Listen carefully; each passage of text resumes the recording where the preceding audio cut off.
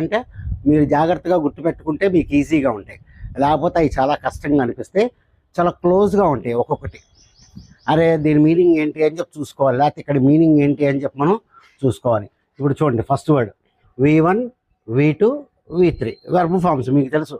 Present, past, past participle, present, past, past participle. ఇప్పుడు ఒకసారి ఈ వెర్బ్ ఫార్మ్స్ అన్నీ కూడా చూసి ఎక్కడెక్కడ కష్టంగా ఉందో మనం చూద్దాం. చూడండి, లై, లైడ్, లైడ్.